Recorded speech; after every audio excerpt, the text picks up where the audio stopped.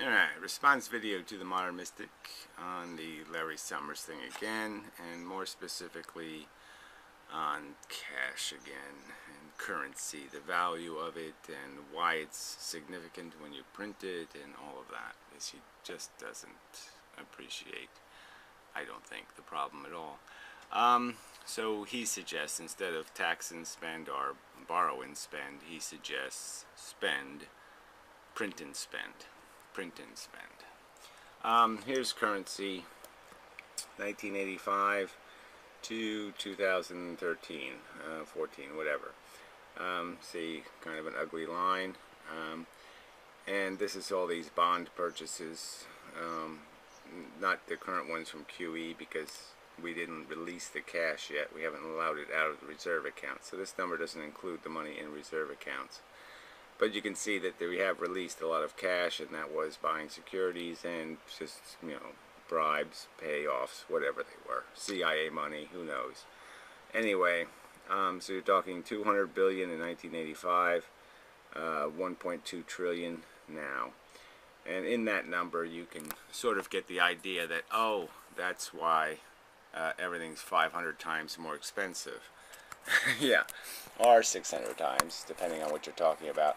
I could certainly go back from personal experience and just say, okay, I bought a semi-new car in 1976 for $4,500. Its list price new was $7,000, and it was a really premium car. I mean, a 500 cubic inch engine. Nice lacquer paint, Grand Prix, made out of real steel, all of that kind of shit. That car today would cost you, what, 50,000? So let's not pretend there hasn't been a huge amount of inflation. It's just that people don't like to talk about it in any kind of real terms. They like to talk about it in what they throw in the basket terms. But in real terms, that's the inflation, and that's why it exists, is because of that chart, because that money was printed. I'm saying some inflation is good, that much inflation is bad. And that money should not have been printed, and that was stupid. And the mystic thinks that we could up at another trillion, another 2 trillion, another 3 trillion, another 5 trillion. And somehow it would all work out okay, that our currency wouldn't crash on international markets, and the Europeans would still be paying the same price for oil, but we'd be paying twice as much, or 3 times as much. Oil would go to $300 a barrel for us, anyway. And that's the reality of it. So again, to argue for what currency is, currency is a commodity that's engineered not to become either too unrare or too rare. You want to balance its rareness to maintain prices. And as I've argued, if you have a currency, you don't want your currency hoarded. You don't want it to be a commodity. You don't want it to get Van Gogh prices. You want somebody to feel a bit uncomfortable, to have dollar bills, to have these sitting in their hands too long. You want people to understand that if I have this sitting here for 2 or 3 years, it lost value. So I should have done something else with it. That's the sensation you want people to have. You want them to know that's good stuff, but you want them to know it's stuff you can't hold on to.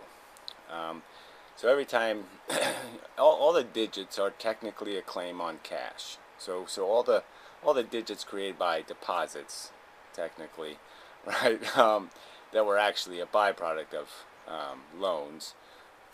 Okay, but let's just, for the sake of it, say the digits are created by the deposits, just for, I'm not trying to be technically inaccurate for a malicious purpose. I'm just saying, let's just understand traditional banking, and let's just apply it in that sense for a little bit, just because it makes the language easier to use.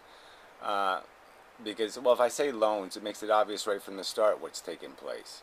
But anyway, every time you put your cash into another institution, as soon as it's deposited in another institution, it's not cash anymore. Marianne had brought up the fact that you could have direct deposit from your employer. well, then you never really had any cash. You were never given cash. If you deposit the money in a bank, if it goes into a bank account, it is converted from a claim on cash to a claim on stuff. And that distinction needs to be understood. It may well have been, like I said, if I put my cash in the bank, I don't own cash anymore. I now own a claim on stuff. The stuff that has been mortgaged, or the stuff, presumably, that will be created in the future. But my claim now migrates to what the bank has invested in, which is stuff. Stuff in the future or ownership of stuff in the past. So I either get a pie of the collateral it has, a piece of the pie of the collateral it has, or I get a piece of the future profits it's invested in. But that's what I've basically converted my money into. And although I think I have a right to ask for the cash back, I think you can understand that it might take a little while to unravel the stuff back into cash. It might take a while to sell the collateral, get the cash, and give it to me.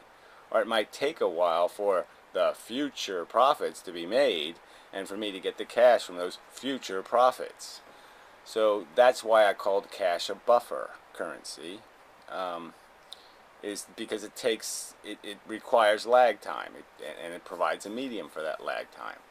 So runs in the bank are a problem because everybody thinks they're entitled to the cash they had, that their money is supposed to be worth. But they did, in fact, put their money somewhere else, and it's not cash anymore. And they really don't have a claim on cash. So FDIC insurance is basically saying, look, there's digits that are created in the world, okay, that are reliable. And so mortgages are FDIC insured in terms of the deposits that are paying for mortgages, technically, would be FDIC insured. So that's basically what you're getting. When you put your cash in a bank, you're not supposed to be doing stock market investment. So when you have a regular bank account paying nothing almost as interest, but something, okay, some 0.005 or whatever, you get your 53 cents a year on your savings account. That's because that money is supposed to be just doing regular banking. It's not buying Google stock, it's not doing all this other stuff, it's doing the good loans, the loans that are secure and collateralized. So the government FDIC insures it, basically saying, look, that stuff is I will guarantee that stuff is worth the cash.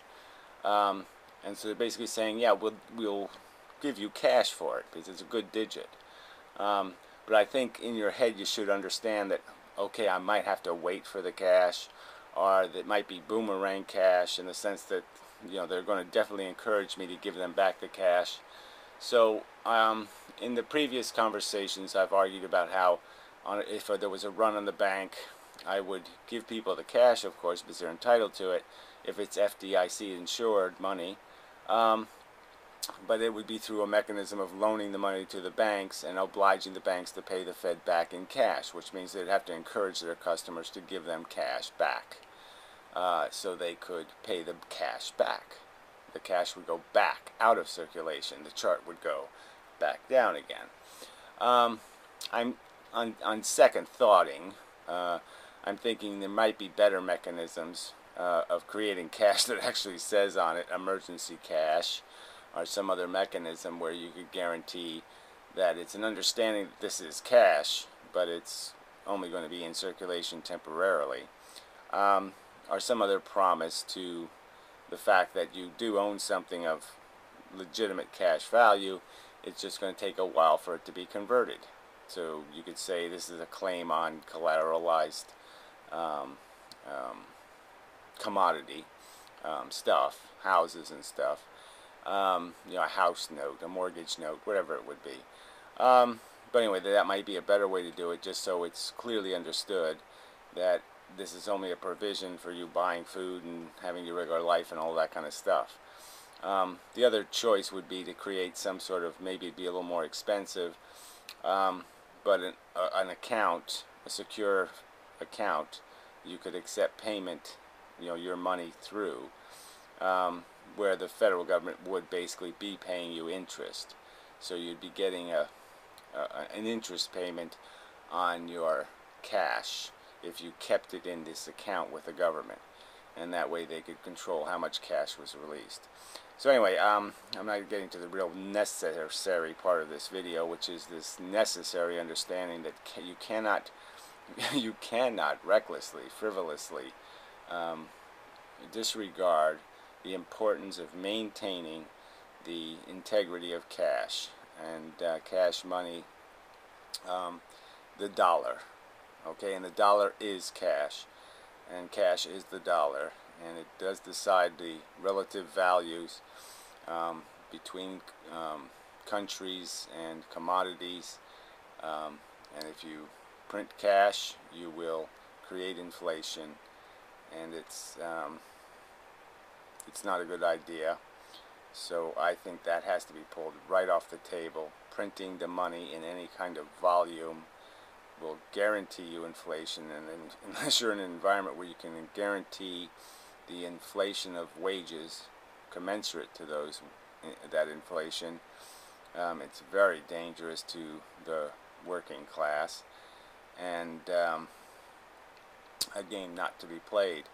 So clearly, understanding again that when money is put in a bank, when cash doesn't die, cash doesn't go away, cash recirculates, and it recirculates in being transformed from a claim on cash to a claim on stuff. That's what it does. Every time it goes through a transaction, it's likely being converted from a claim on cash to a claim on stuff. That's when you buy something, you actually see that happen. You put the cash in, you get stuff out. That's how cash works, and that's how it works in the back room as well as in the retail front room. It converts claims on dollars to claims on stuff. And although the claims are really equal to cash when they start out, and that in principle the claims that have been guaranteed are supposed to be really good claims on stuff. Obviously we have a lot of really bad claims on stuff out there. The Obama Fed has insured crap assets merely to prevent the bankruptcy of rich people, and so there's lots of bad claims being insured to cash, even though they have no cash value. Yeah, so there's nothing. Cash is only gets broken because of this exact attitude, this idiotic, I'm sorry, attitude, that we can just ignore what cash has always been, ignore its character and its integrity, and pretend it's not what it is. It doesn't have any intrinsic integrity. Its intrinsic integrity is built out of the fact that we can control it, and it is controlled, and it's being controlled by people who have no regard for it, and they're destroying it, and they'll destroy us with that disregard. It's just really stupid not to. Alright, I can't say it's really stupid not to understand this because I've never put these in this. I've never said it actually in those words. So this is the first time I've said it in these exact words. That when you put cash in some other person's hands, you might quite likely be converting your cash into a claim on stuff. It's no longer cash. You don't own cash anymore. And your claim, you might have to have a bit of respect for that fact when you go to convert your digits. You might have to understand that the government might tell you you have to wait 30 days for all of your cash. We'll give you some today and some tomorrow and some the next day, but we're not going to give it to you all at once because you don't really have cash anymore. You have claims on stuff, and we have to tell the bank to sell the stuff to get your cash. That kind of thing. So anyway, that's probably enough for this video, which is just a specific video to again reinforce that this conversation is going to be pretty hard to have if what I think is a fundamental component of the economy is going to be viewed in diametrically opposed. It's going to have a angel devil kind of opposite perception of what its role is in the game, and without resolution of that, it seems like all this whole conversation, who's brilliant and who's an idiot, is changing. Everything changes because you don't understand, or we don't have agreement on this fundamental element of the economy. Pretty much, in my opinion. So anyway, that's not for you. Till next time.